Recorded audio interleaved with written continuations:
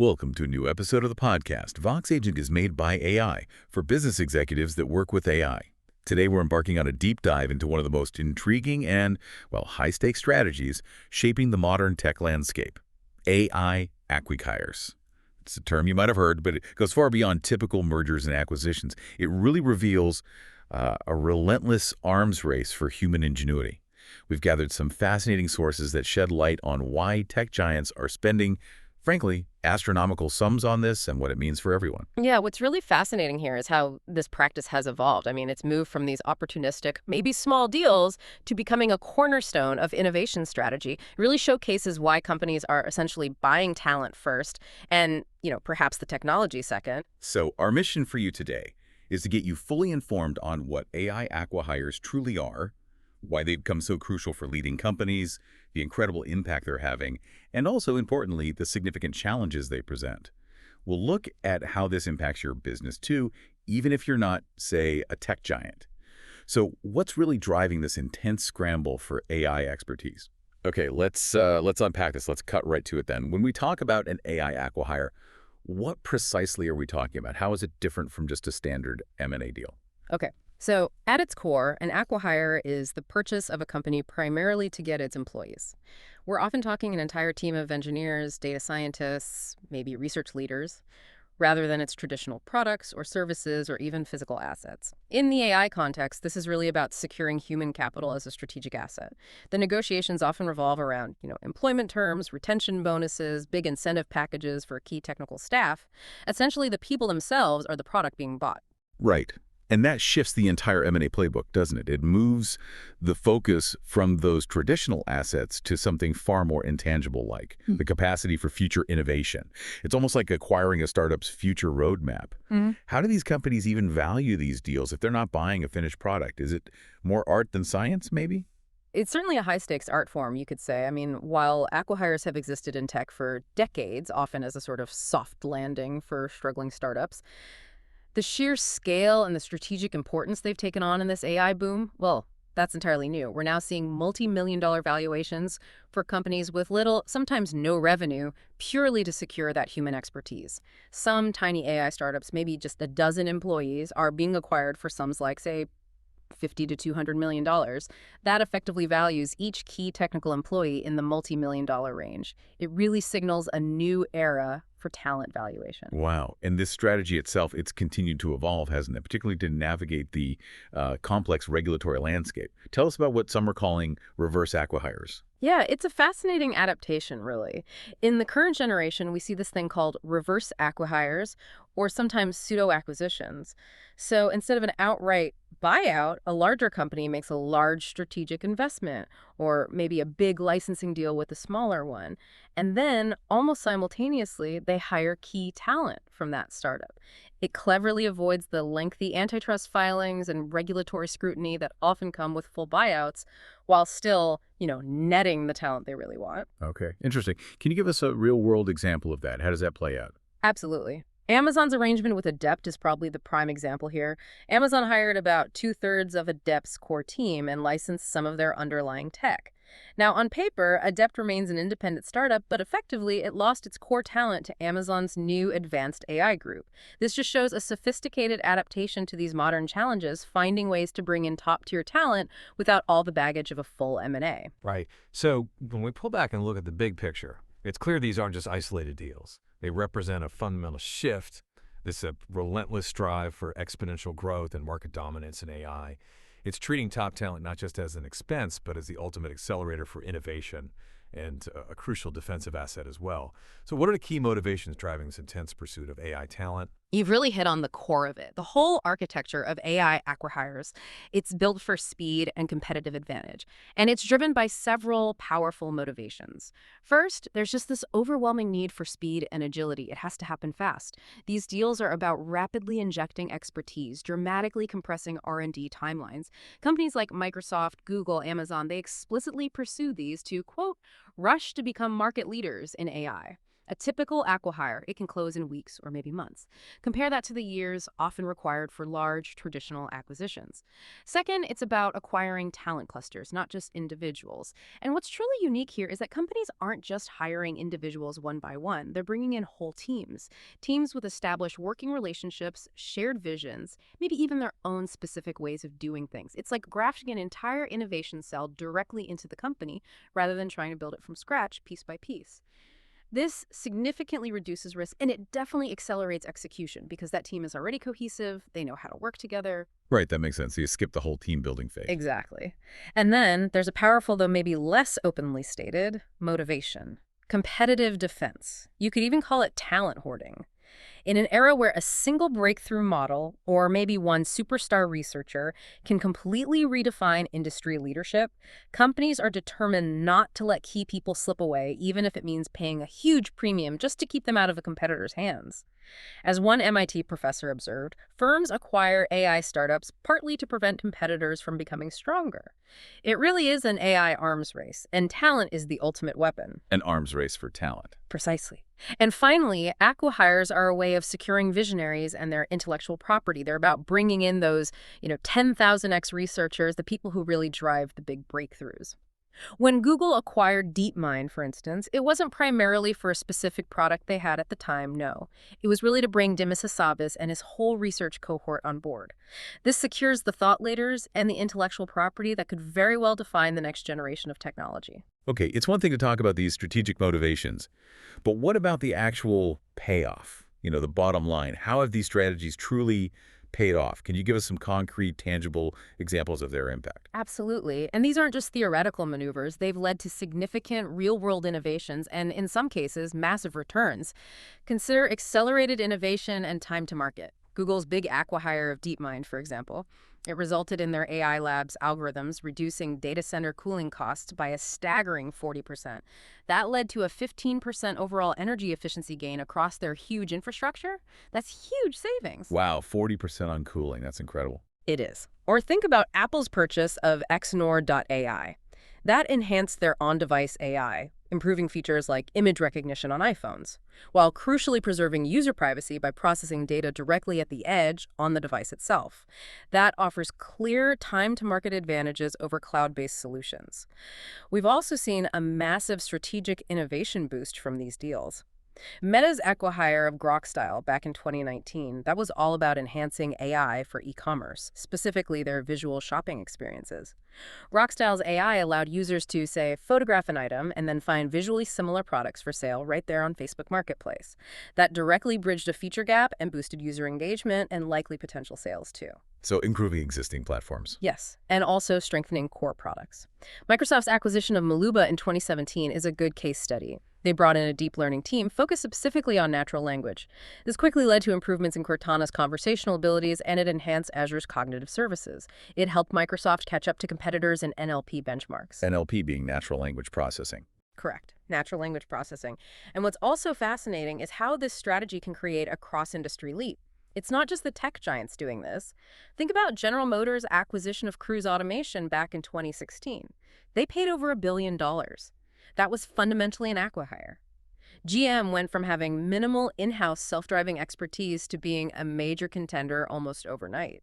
Cruise's technology is now powering GM's autonomous vehicles. This just highlights how acquihires can transform even traditional industries. Those examples are truly eye-opening. They really demonstrate the kind of immediate, measurable impact these deals can have. When you look at these successes, what stands out to you as the biggest difference compared to, say, traditional hiring or even traditional M&A? Well, what these cases vividly demonstrate is how strategic talent acquisition can fundamentally reshape a company's product roadmap, its market position, even its core business model, in ways that traditional M&A, while it rarely achieves quite so directly. Acquihires attract talent that often wouldn't otherwise join. Founders or top researchers aren't typically scrolling through job boards. It's often the only way to hire the unhirables, as some put it. And it's exponentially faster than trying to hire individuals one by one. Right. Think about it. Hiring, say, 20 top AI engineers through normal recruiting, that could take a year, maybe more, if it's even possible to find them all. And compared to traditional M&A, acquihires are often, cleaner. You take the people and the key tech you need, you minimize the integration complexity of merging entire businesses, and often at a much lower overall cost than buying a fully developed company with products, customers, baggage. It's like a surgical strike versus a full-scale invasion. A surgical strike. I like that analogy. But, okay, we've heard the success stories, and they're compelling. But for every triumph, there are often cautionary tales. It sounds almost too good to be true sometimes. So what are the actual landmines companies step on when pursuing this strategy? What are the real risks and challenges here? You're absolutely right. It's certainly not a guaranteed win.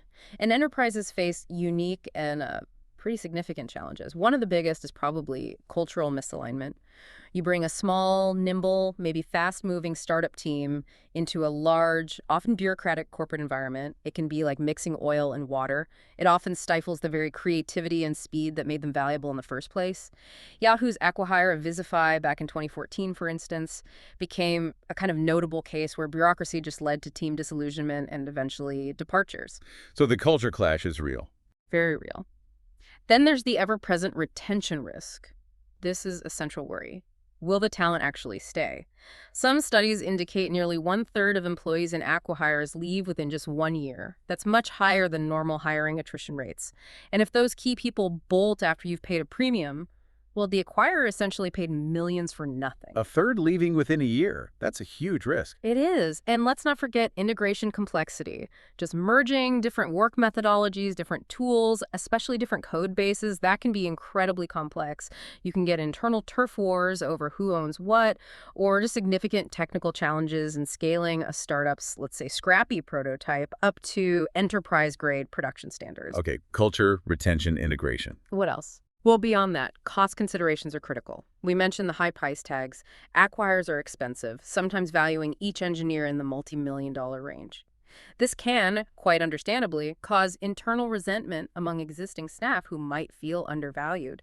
That can really impact morale across the wider engineering teams. There are also growing regulatory concerns. Regulators are increasingly scrutinizing these deals, especially the big ones.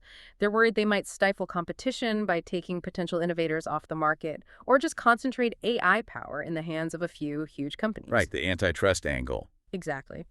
And finally, there's the significant risk of opportunity cost and post-acquisition drift.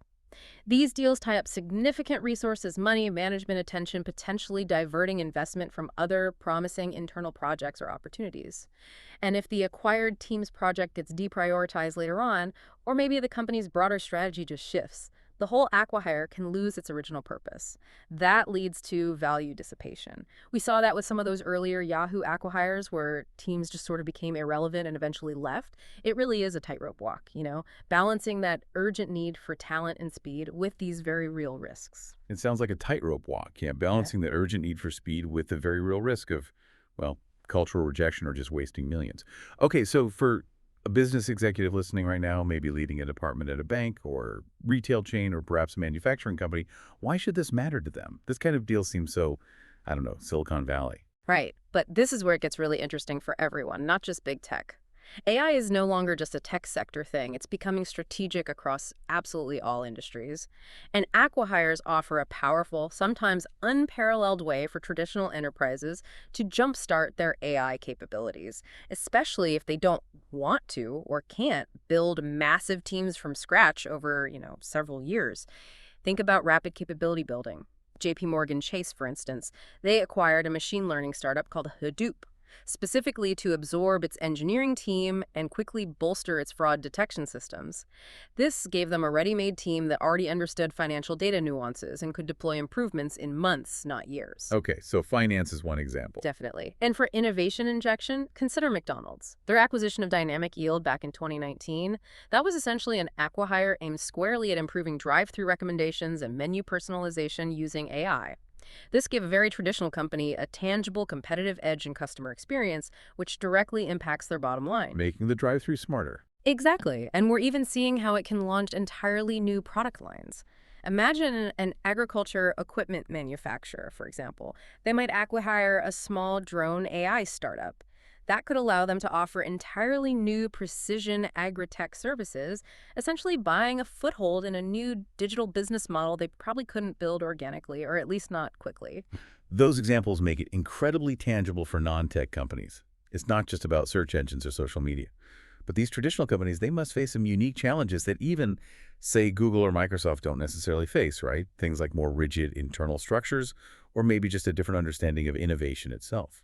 Yes, absolutely. That's a key point. Traditional enterprises often have a more conservative mindset, especially regarding intangible assets like talent. Valuing people in the millions can be a tough sell internally. They might have rigid hierarchies, deeply entrenched processes, maybe sometimes outdated IT infrastructure, all of which can make integration significantly harder than in a tech-native company. Just getting access to the necessary data for the new AI teams can be a hurdle. You also face potential internal pushback from existing employees who might feel threatened or overlooked. And the critical need for a concrete, well-thought-out post-acquisition integration plan is absolutely paramount for success.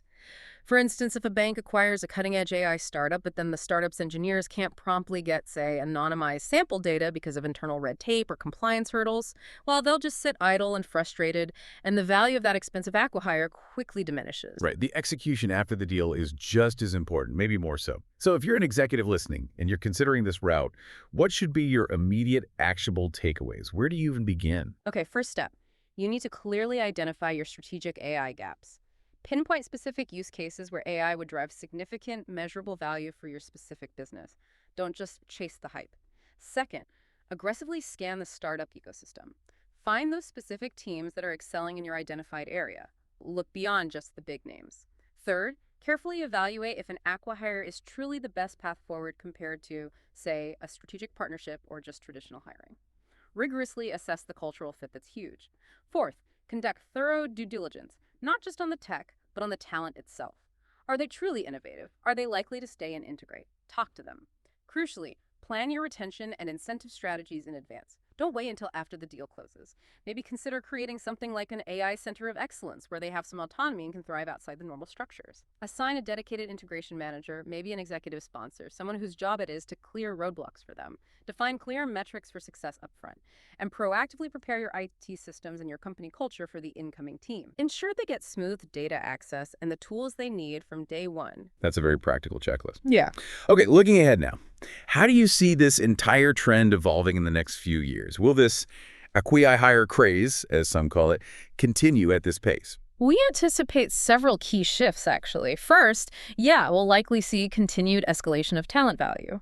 The 10x engineer might become the 100x AI engineer, leading to potentially even higher deal sizes.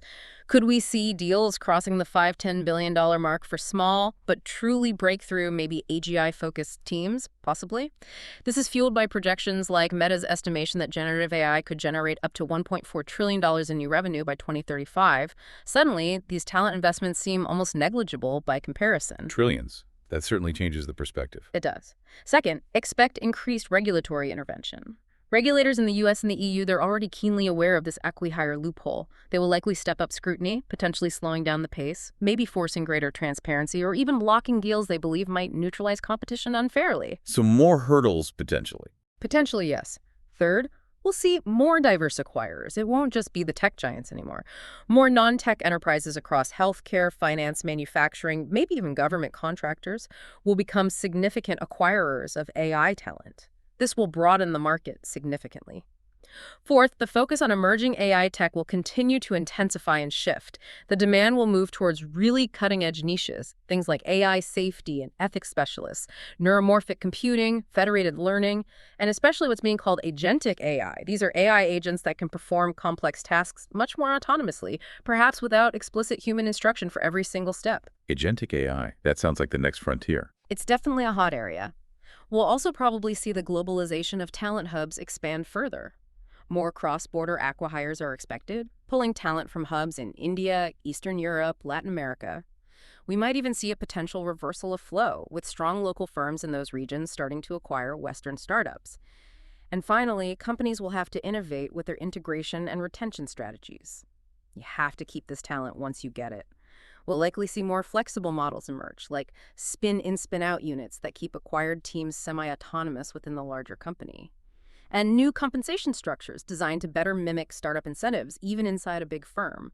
It will be a constant evolution to keep this precious talent engaged and productive. So wrapping this up, AI acquihires really underscore a powerful truth, don't they? Even in a field completely defined by algorithms and automation, human talent, human ingenuity has somehow become more valuable than ever before. It truly is an arms race for the brightest minds out there. Absolutely. And this isn't just a big tech story playing out in Silicon Valley. For you, the business executive listening, it really means that technology leadership today is as much about talent acquisition strategy as it is about capital investment, maybe even more so in some cases. The journey doesn't end when you acquire a great AI team. That's really just the starting line for the real race, the race to integrate them effectively, to let them innovate, and ultimately to deliver sustained growth and value from that acquisition.